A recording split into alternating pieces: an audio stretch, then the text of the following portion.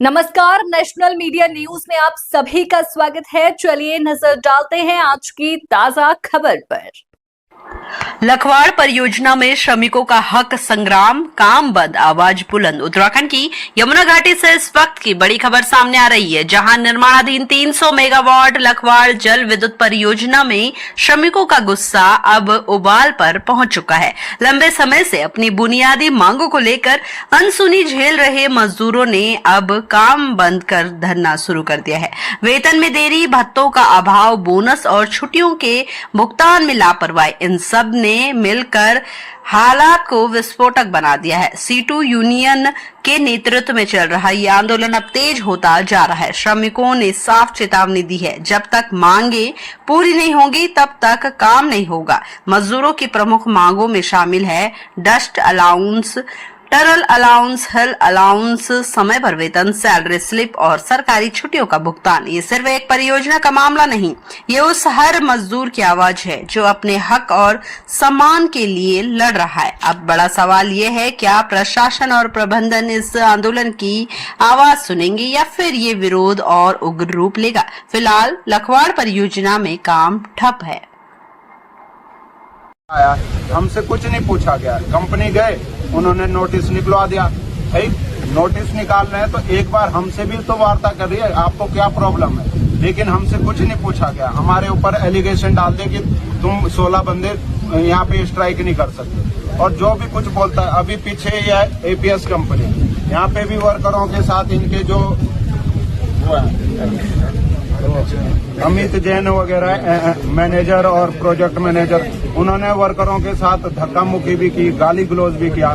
तो उसके बाद उन्होंने पुलिस वालों के सामने माफी मांगी, लेकिन जैसे ही पुलिस वाले जाते हैं उसके बाद उनका रवैया वैसे ही चालू हो गया। वो दोबारा से वर्करों को डरा रहे हैं, धमका रहे हैं, बोल रहे हैं अगर काम पे नहीं जाओगे तो रूम खाली कर दो, खाना नहीं देंगे आपको, रूम छोड़ दो, यहाँ से तुम निकल जाओ, तुम्हारा कोई काम नहीं है। और यहाँ पे क्या हो रहा है, इन्होंने सारी ठेकेदारी प्रथा चला रखी है, ठेकेदारों पे दे रखा है काम। जैसे कंपनी को दिया है, L&T ने APS को दिया है, APS ने दूसरा ठेकेदार को दिया है। और क्या हो रहा है, ठेकेदार भाग जाता है, वर्कर कहाँ जाएगा, किसके साथ लड़ेगा। ठेकेदार ही भाग गया, वर्कर तो कंपनी से ही लड़ेगा ना। अगर ठेकेदार भाग गया है, कंपनी तो इधर ही। लेकिन हम ये चाहते हैं कंपनी आए, हमारी जो 11 सूत्रीय मांग है वो पूरी की जाए, हमारी मांगे।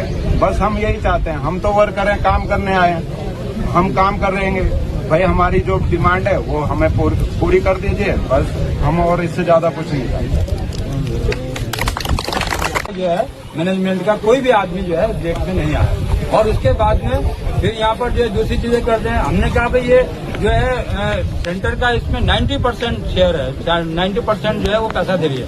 हमने RLC जो सेंटर का क्षेत्रीय श्रमायुक्त है उसके यहाँ पर लगाया हमने, और वहाँ पर भी जो है डेट लगी। लेकिन इनके जो पदाधिकारी 1 घंटा पहले आकर के वो डेट लेके चले आते हैं कि मेरे को किसी जरूरी काम से है। हमने उन्हें बताया, UJVNL के अधिकारी भी वहाँ पर आए, हमने उन्हें बताया कि भाई ये ऐसे ही कर रहे हैं, ये कहीं नहीं आ रहे हैं वार्ता में, और ऊपर से कह रहे हैं कि ये तो इसके अधिकार क्षेत्र में है ही नहीं। हमारा ये कहना है कि आप वार्ता करें वर्कर से, और वर्कर की जो प्रॉब्लम्स हैं आप उनको सुने। आप जो है कह रहे हैं कि हम टनल अलाउंस वर्कर मांग कर रहे हैं, टनल अलाउंस हमारे सेंटर के एक्ट में है, आप क्यों नहीं देंगे टनल अलाउंस। टनल के अंदर जो वर्कर काम कर रहा है वो आम वर्कर जो बाहर का काम करता है उससे ज्यादा उसको जो है शारीरिक रूप से हानि होती है।